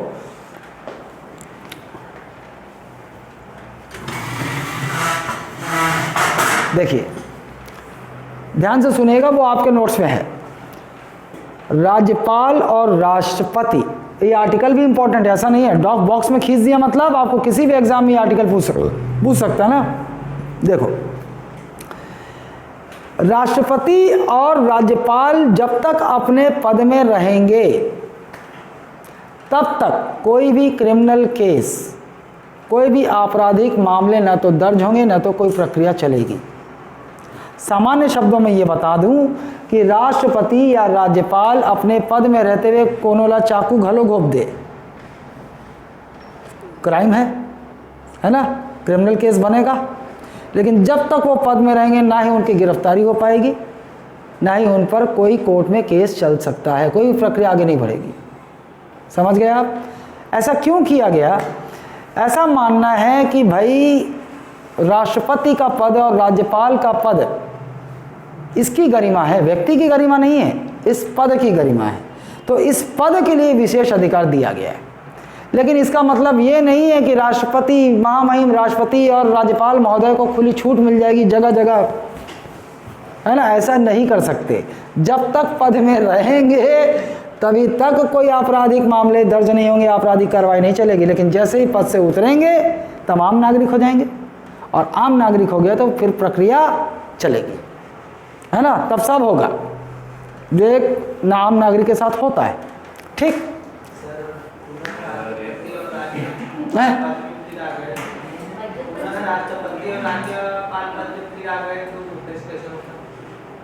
पुनः नहीं, आप फिर पुनः कहाँ, पहले तो प्रक्रिया होगी, अब प्रक्रिया चल रहेगी तो राष्ट्रपति चुनाव ही नहीं लड़ पाएंगे, है ना। ऐसा थोड़ी है, फिर तो बार बार बोलेगा री इलेक्ट होता चला जाएगा और बचा रहेगा फांसी की सज़ा से। ऐसा थोड़ी पता चला कि एक ही दिन में 10 लोगों को घोप दिया, है ना। ऐसा बोलना ठीक नहीं है। वैसे राष्ट्रपति की बात हो रही, महामहिम राष्ट्रपति, है ना। हम कल्पना कर रहे हैं कि समारू डिकोस्टा राष्ट्रपति, है ना। और टेटकी मेश्राम राज्यपाल हैं। मतलब टेटकी मेश्राम और समारू डिकोस्टा ये अगर ये अपने पद में रहते हुए यदि किसी का मर्डर भी कर दे तो इन पर कोई आपराधिक प्रक्रिया नहीं चलाई जा सकती। ये एक विशेष अधिकार प्राप्त है। पहला हो गया। अब भाई केस तो 2 तरह के होते हैं ना, एक सिविल केस होता है, क्रिमिनल केस होता है ना। देखे हो ना, सुने हो ना, एक सिविल केस और एक क्रिमिनल केस होता है। डकैती, मर्डर, ये सब क्रिमिनल केस हो गया, इस पर क्रिमिनल केस फाइल होगा। और काकरो जमीन कब्जा ले, है ना, सिविल केस हो गया।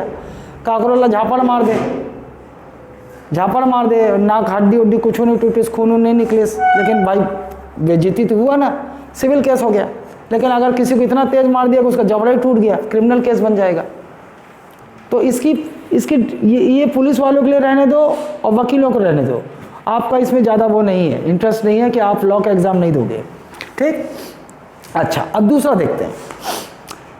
लेकिन इनके पद में रहते हुए सिविल केस जरूर चलाए जा सकते हैं, है ना, दीवानी मामले सामान्य, और क्या बोलते हैं उसे, दीवानी मामले जरूर चलाए जा सकते हैं इनके पद में रहते हुए। लेकिन कंडीशन है 2 माह की पूर्व नोटिस के पश्चात उन्हें नोटिस भेजनी होगी, और 2 माह की जब अवधि समाप्त हो जाएगी तभी सिविल केस चलाए जा सकते हैं इनके पद में रहते हुए भी। अब तीसरा देखो, और देखो इनके ये देखो, कार्यकाल में किए गए किसी भी कार्य या निर्णय के लिए न्यायालय में जवाबदेह नहीं है। एक और देख लो, मतलब राष्ट्रपति और राज्यपाल जब अपने पद में हैं तो जो भी आधिकारिक ऑफिशियल काम ये करेंगे, अपना आधिकारिक दायित्व इन्हें निभाएंगे, तो कोई भी इनसे प्रश्न ना तो पूछ सकता है, ना ही कोर्ट में कोई केस दायर होगा, और ना ही न्यायालय में ये जवाबदेह हैं। संविधान ने व्यवस्था कर रखी भाई कि अपने संवैधानिक दायित्वों का, अपने आधिकारिक कर्तव्यों का पालन यदि अगर ये कर रहे हैं तो उसमें कोई भी ये ना तो केस दर्ज होगा, ना ही न्यायालय में। तब न्यायालय में जवाबदेह ही नहीं है तो कोई इस मामले में केस नहीं दर्ज कर सकता, ये पूछ नहीं सकता न्यायालय के माध्यम से कि भाई राष्ट्रपति महोदय ने ये क्यों किया, है ना, समझ रहे हो ना। राष्ट्रपति पद में रहते हुए अपने दायित्वों का निर्वहन करते हुए, मतलब अपने आधिकारिक ऑफिशियल ड्यूटीज़ के लिए, आधिकारिक कार्यों के लिए ये न्यायालय में जवाबदेह नहीं है। बाकी सब हैं, बाकी सब के खिलाफ हो सकता है, लेकिन राष्ट्रपति और राज्यपाल जब तक पद में है नहीं होगा। समझ रहे हो, ठीक। परमादेश जारी नहीं किया जाए। एक फैक्ट देख लो आप, विशेष अधिकार में देख लो। परमादेश, वो रिट अभी आएगा आपके सामने आएगा। परमादेश को इंग्लिश में क्या बोलते हैं? मैंडमस, ठीक। लेकिन उसको आने दो, रिट आएगा तो वहीं मैं आप समझाऊंगा तो ज़्यादा अच्छा समझ में आएगा, ठीक। बस एक फैक्ट है, लेकिन परमादेश जारी नहीं किया जा सकता, आपको याद रखना होगा।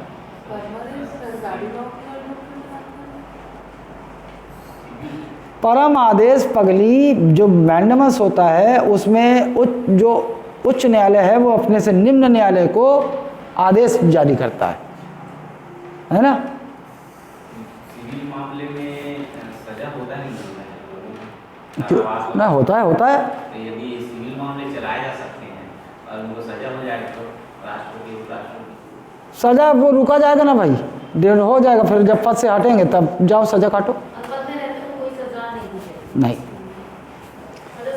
हाँ, ये देखो, विदेशी राजनयिकों, शासकों, संयुक्त राष्ट्र संघ व उसकी एजेंसियों को भारतीय न्यायालय की सिविल अथवा आपराधिक अधिकारिता से मुक्ति प्रदान है। एक और देखो, और शामिल, केवल राष्ट्रपति और राज्यपाल नहीं, एक फैक्ट और शामिल है। देखो क्या बोल रहा है, विदेशी राजनयिकों, है ना, जो फॉरेन डिप्लोमेट्स आते हैं ना, उनको भी है।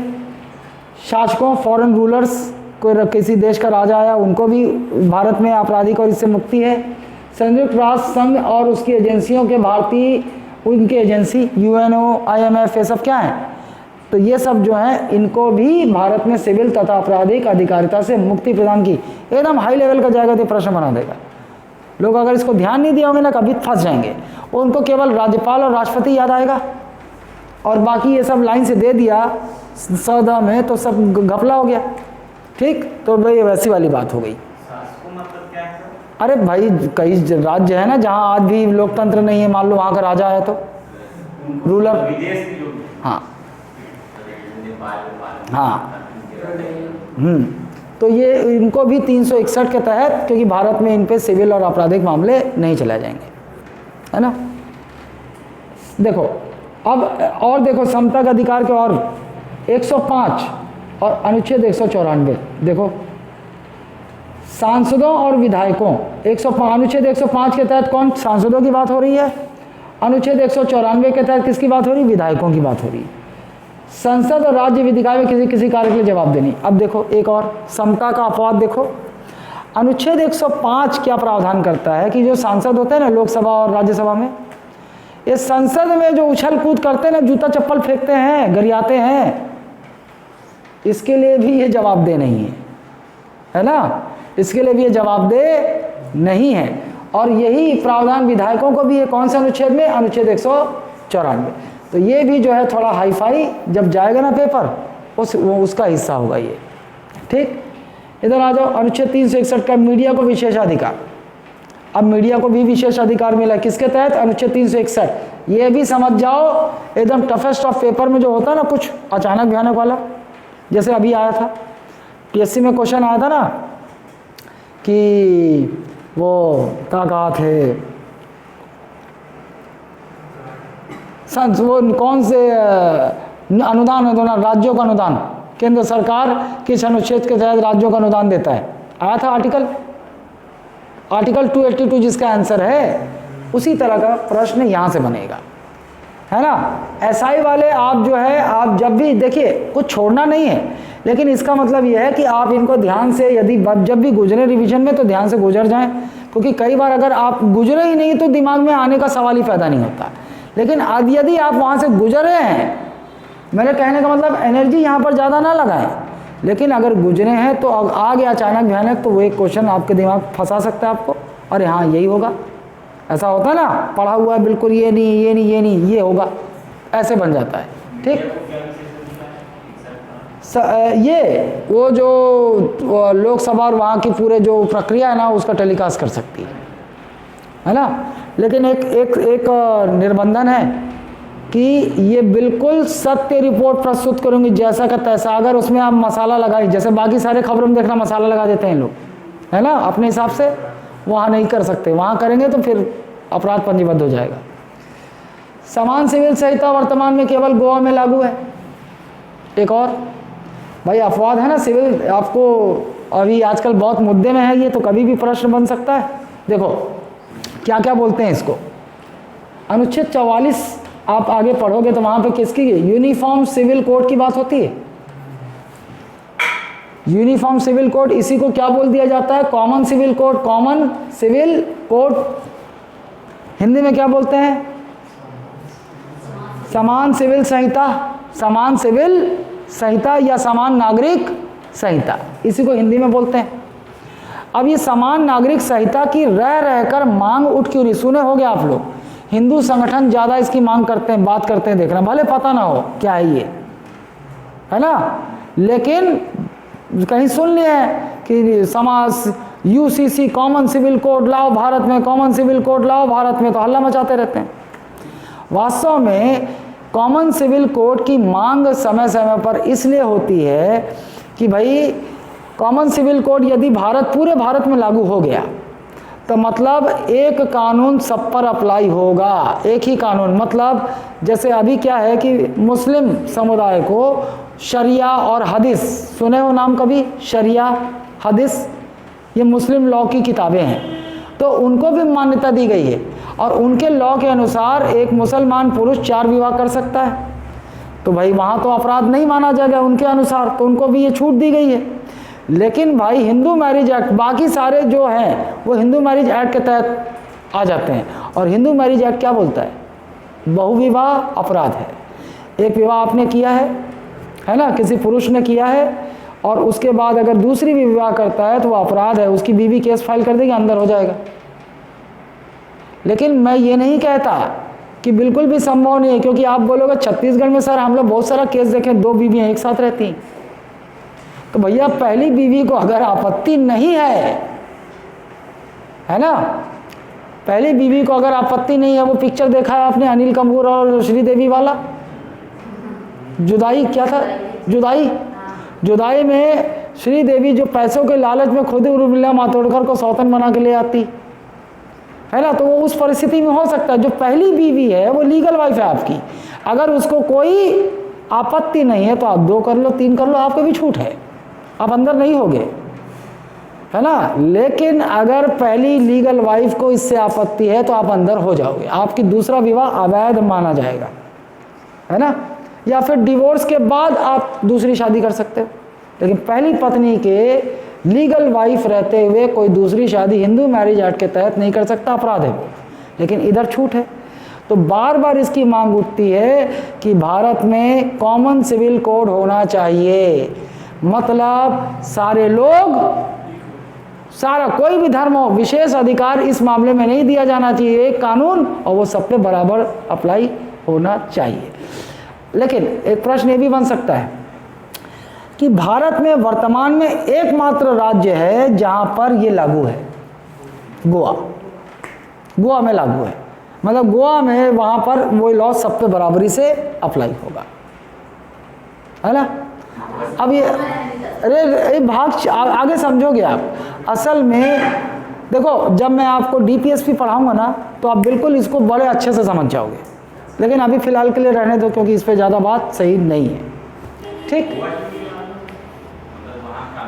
राज्यों, हाँ, ये राज्यों के ऊपर है, राज्य लागू करना चाहे तो लागू कर सकते हैं, बिल्कुल वैसे जैसे 10% EWS आरक्षण केंद्र ने पारित कर दिया, केंद्र ने दे दिया, संवैधानिक पैजामा भी पहना दिया, संवैधानिक प्रावधान है। लेकिन ये राज्यों के ऊपर छोड़ा गया है कि राज्य चाहे तो इसे लागू करें वरना ना करें। तो देखो आप, बहुत सारे राज्य लागू कर दिए, लेकिन काका लागू नहीं करी। लेकिन अभी लागू अभी भी नहीं हुए है। 4% देवत है ना, EWS आरक्षण कितना देवत है? जो नया बिल है 4% देवत है, लेकिन वो 4% भी अभी लागू नहीं, क्योंकि वो अधिनियम बना ही नहीं, राज्यपाल ने हस्ताक्षर किया ही नहीं, है ना। तो वही बात है, वो राज्य के ऊपर है, तो गोवा में लागू है ये। नहीं, राज्य सूची जो आप बोल रहे हो ना, देखो उसको आप आगे समझोगे। सूची पे विषयों की बात अलग हो गई, यहाँ पर भाग 3 और भाग 4 में जो विशेषता होगी वहाँ ये बात आएगी, और वो आप आगे समझोगे, बिल्कुल वो समझ जाओगे। लोकसभा भी बना सकती है ना, लेकिन सिविल संहिता पर देखो लागू करना अलग बात है, एक विधि बनाकर लागू कर दे। जैसे कि देखो अभी, अब जब बात निकला बता दो, भाग 3 में मौलिक अधिकार हैं। मौलिक अधिकार राज्य के विरुद्ध प्राप्त का अधिकार है, मतलब राज्य छीन नहीं सकती, है ना, ठीक है। आप इसके लिए न्यायालय जा सकते हो, और न्यायालय, आप यदि पुष्टि हो गई कि आपका मौलिक अधिकार छीना गया, तो न्यायालय आपको मौलिक अधिकार प्रवर्तित करवाएगा, लागू करवाएगा। यही था मौलिक अधिकार की विशेषता। भाग 4 में चलते हैं। भाग 4 में संविधान ने राज्यों के लिए, राज्य की परिभाषा तो आप जान ही गए हो, राज्यों के लिए एक समझ जाओ गाइडलाइन दी है, वो एक निर्देशक के रूप में। जैसे राज्य को अपने राज्य में जनता के कल्याण के लिए फलाना फलाना फलाना चीज़ें करनी चाहिए, करनी चाहिए। तुम्हें खाना खाना पड़ेगा, तुम्हें खाना खाना चाहिए, इन 2 वाक्यों में अंतर है। तुम्हें खाना खाना पड़ेगा मतलब मैं बाध्य कर रहा हूँ, वरना, अब कुछ भी जोड़ लो, वरना खाना खाना पड़ेगा, बाध्यता तय कर रहा हूँ। तुम्हें खाना खाना चाहिए, ये क्या इसमें बाध्यता है कि सुझाव की तरह ही है? सुझाव की तरह। इसी प्रकार भाग 3 के जो मौलिक अधिकार हैं ये बाध्य हैं, राज्य को सुनिश्चित करना होगा कि मौलिक अधिकार आपको प्राप्त हो। लेकिन भाग 4 में जो प्रावधान दिए गए हैं, जो उपबंध दिए गए हैं, वास्तव में संविधान ने स्वयं कह दिया कि राज्यों को अब अगर अपने राज्य में जनता का कल्याण करना है तो आपको ऐसा करना चाहिए। मतलब संविधान बाध्यता क्या डाल रहा है? नहीं। तो राज्य चाहे तो लागू करें, राज्य चाहे तो लागू ना करें अपनी योजनाओं और नियमों में। तो यूसीसी भाग 4 का भाग है, तो राज्यों के स्वायत्ता है इसमें, वो चाहे तो लागू करें चाहे तो ना करें। तो गोवा ने लागू किया है, बाकी ने लागू नहीं किया है। अब यहाँ विषय वाली बात नहीं आई। हाँ, यदि संसद बनाएगी भी तो फिर राज्य अपने हिसाब से ही रहेगा उसके बाद। अब अगर मान लो अब मांग क्या हो रही, संसद एक विधि बना दे, भाग 4 के किसी भी प्रावधान को सारे राज्यों पर बाध्यकारी बनाया जा सकता है यदि संसद एक लॉ बना दे, एक लॉ बना दे। कैसे देखो, जैसे मैं आपको बता दूं, समान कार्य समान वेतन, ये भाग 4 का हिस्सा है। तो भैया लेकिन पहले क्या होता था, कोई कानून था नहीं, तो एक ही ऑफिस में महिला काम कर रही है, पुरुष काम कर रहे हैं, और पुरुष को ज़्यादा सैलरी मिलती थी, महिला को कम मिलती थी, भेदभाव था। बवाल उठा, जब लोग जागरूक हुए तो बवाल उठा, भाई ये तो हमारे मौलिक अधिकार को उल्लंघन है। आपने पढ़ा है ना 15 में, धर्म, जाति, लिंग के आधार पर भेदभाव नहीं कर सकते, जन्म के स्थान वंश के आधार पर।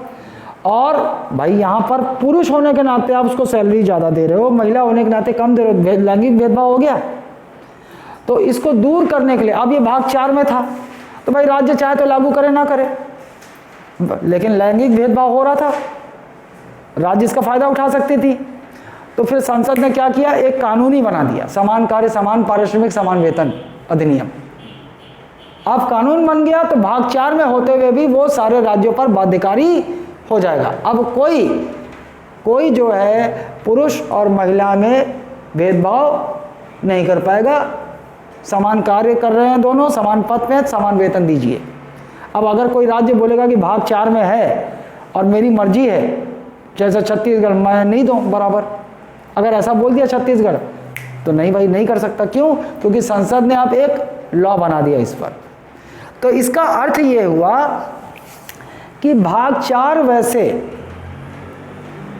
4 जो है वो न्यायोचित नहीं है, आप न्यायालय नहीं जा सकते अगर कोई राज्य लागू नहीं करती अपने यहाँ। तो जैसे ये यूसीसी भाग 4 में कोई राज्य लागू नहीं करे तो आप न्यायालय नहीं जा सकते, क्योंकि संविधान ने स्वयं राज्यों के ऊपर छोड़ा है, आप लागू करें या ना करें।